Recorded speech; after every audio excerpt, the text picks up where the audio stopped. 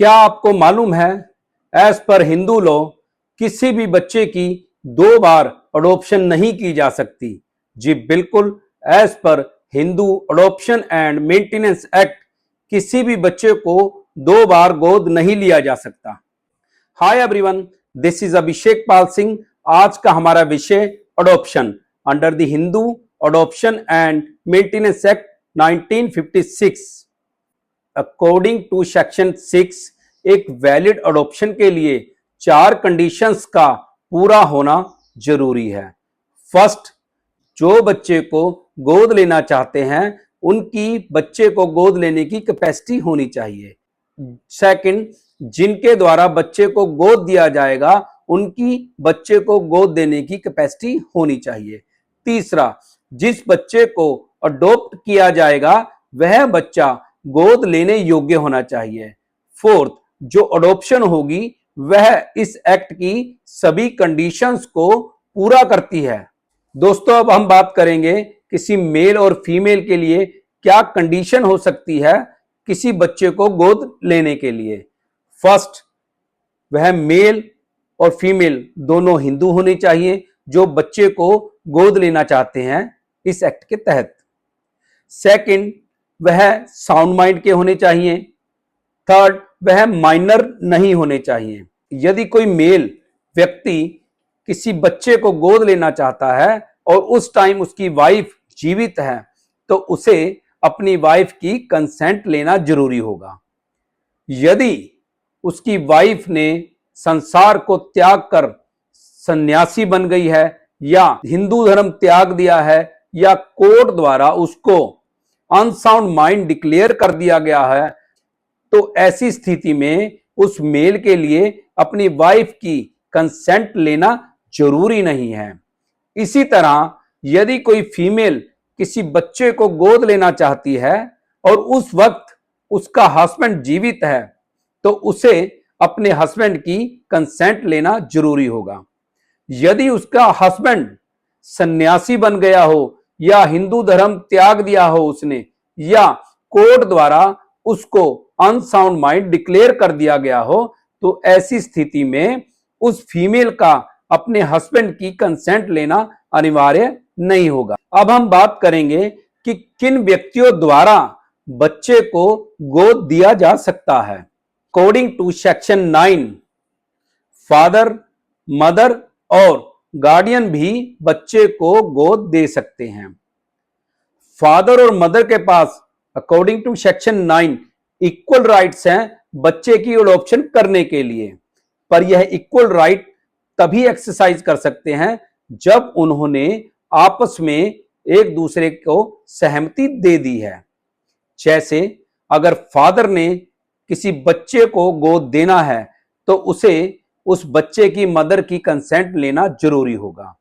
इसी तरह यदि मदर ने बच्चे की अडॉप्शन करनी है तो मदर को उस बच्चे के फादर की कंसेंट लेना अनिवार्य होगा। यदि फादर या मदर में से कोई एक व्यक्ति जिसने सन्यास ले लिया हो, सन्यासी बन गया हो या कोर्ट द्वारा उसको अनसाउंड माइंड डिक्लेयर कर दिया गया हो या उसने हिंदू धर्म त्याग दिया हो तो ऐसी स्थिति में उनके द्वारा आपस में सहमति लेना अनिवार्य नहीं होगा। क्या आपको मालूम है एक गार्डियन भी एक बच्चे की अडॉप्शन कर सकता है यदि उस बच्चे के माता पिता की डेथ हो गई हो, उस बच्चे को उसके माता पिता द्वारा अबंडन कर दिया गया हो, उसे छोड़ दिया गया हो या उसके माता पिता बच्चे के सन्यासी बन गए हों, यदि उस बच्चे के पेरेंटेज ही ना पता हो कि वह किसका बच्चा है, इस अवस्था में एक गार्डियन बच्चे की अडॉप्शन कर सकता है with the permission of court. क्या एक गार्डियन खुद भी बच्चे को अडॉप्ट कर सकता है? जी बिल्कुल, एक गार्डियन भी बच्चे को अडॉप्ट कर सकता है with the permission of court. यदि कोर्ट को लगेगा कि जो गार्जियन द्वारा अडॉप्शन की जाएगी वह for the welfare of child होगी तो इस स्थिति में कोर्ट गार्डियन को परमिशन दे देगा फॉर अडॉप्शन के लिए। अब हम जानेंगे कि जिस बच्चे को गोद लिया जाएगा उसके लिए क्या कंडीशंस हो सकती हैं? सबसे पहले जिस बच्चे को अडॉप्ट किया जाएगा वह हिंदू होना चाहिए। सेकंड, वह पहले से ही गोद लिया हुआ ना हो, उसकी पहले अडॉप्शन ना हुई हो। थर्ड, उसकी उम्र 15 साल से कम हो। और फोर्थ, वह बच्चा मैरिड ना हो। यदि उस बच्चे के कस्टम या यूसेज उसको परमिट करते हैं कि 15 साल से ऊपर के बच्चे की अडॉप्शन हो सकती है या किसी मैरिड बच्चे की अडॉप्शन हो सकती है, तो ऐसी अडॉप्शन को भी वैलिड अडॉप्शन माना जाएगा। एक वैलिड अडॉप्शन के लिए क्या अदर कंडीशंस हो सकती हैं, अब इसके बारे में हम बात करेंगे।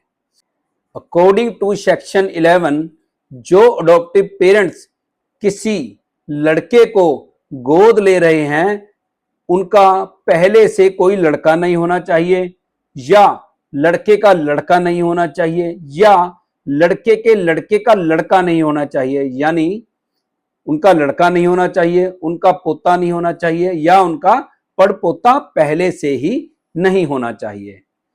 सेकंड कंडीशन, यदि अडॉप्टिव पेरेंट्स किसी लड़की को गोद लेना चाहते हैं तो उनकी पहले से ही कोई लड़की नहीं होनी चाहिए और ना ही लड़के की लड़की होनी चाहिए, मतलब उनकी ना ही कोई पोती होनी चाहिए। इस कंडीशन में वो बच्चे को अडॉप्ट कर सकते हैं। यदि कोई मेल पर्सन किसी लड़की को अडॉप्ट करना चाहता है तो उस मेल पर्सन की और उस लड़की की उम्र में 21 साल का डिफरेंस होना अनिवार्य है। इसी तरह यदि कोई फीमेल किसी मेल पर्सन को अडॉप्ट करना चाहती है तो उसकी उम्र और बच्चे की उम्र में 21 साल का डिफरेंस होना अनिवार्य है। दोस्तों, अब हम बात करेंगे इफेक्ट ऑफ अडॉप्शन। एक अडॉप्शन के क्या इफेक्ट हो सकते हैं। जिस बच्चे को अडॉप्ट किया जाएगा वह बच्चा अपनी पिछली फैमिली में जो उसके बायोलॉजिकल पेरेंट्स होंगे और उसकी फैमिली होगी उसमें वह शादी नहीं करा सकता। सेकंड, जो बच्चे को अडॉप्ट करेंगे वह उस फैमिली में भी शादी नहीं करा सकता। अडॉप्शन के तुरंत बाद जो उसकी पहली फैमिली होगी उसके साथ वो सभी रिलेशन खत्म हो जाएंगे, पर जो मैरिज वाली कंडीशन है ये हमेशा उस पर लागू रहेगी। यदि किसी बच्चे को अडॉप्शन से पहले कोई प्रॉपर्टी वेस्टेड हुई है, मिली है, तो उसे अडॉप्शन के बाद उस प्रॉपर्टी से वंचित नहीं किया जाए। अकॉर्डिंग टू सेक्शन 14, यदि कोई मेल हिंदू किसी बच्चे को अडॉप्ट करता है और उस टाइम उसकी वाइफ जीवित है तो जो उसकी वाइफ होगी उस बच्चे की अडॉप्टिव मदर कहलाएगी। सेकंड, यदि कोई विडोवर या बैचलर किसी बच्चे को अडॉप्ट करता है और उसके बाद वह शादी कर लेता है और जो उसकी वाइफ होगी उस बच्चे की स्टेप मदर कहलाएगी, ना कि अडॉप्टिव मदर। इसी तरह कोई विडो या अनमैरिड वुमेन किसी बच्चे को अडॉप्ट कर लेती है और उसके बाद वह शादी कर लेती है और जो उसका हस्बैंड होगा वह उस बच्चे का अडॉप्टिव फादर ना कहलाकर एक स्टेप फादर कहलाएगा। क्या किसी वैलिड अडॉप्शन को कैंसिल किया जा सकता है? बिल्कुल नहीं। अकॉर्डिंग टू सेक्शन 15, किसी भी वैलिड अडॉप्शन को बिल्कुल भी कैंसिल नहीं किया जा सकता। एक बार अडॉप्शन होने के बाद हम बच्चे को दोबारा उसके बायोलॉजिकल पेरेंट्स को रिटर्न नहीं कर सकते। धन्यवाद दोस्तों। अगर मेरे द्वारा दी गई इंफॉर्मेशन आपको अच्छी लगी प्लीज मेरी वीडियो को लाइक करना और शेयर करना। यदि आपने मेरा चैनल अभी तक सब्सक्राइब नहीं किया तो प्लीज मेरे चैनल को भी सब्सक्राइब करना। धन्यवाद।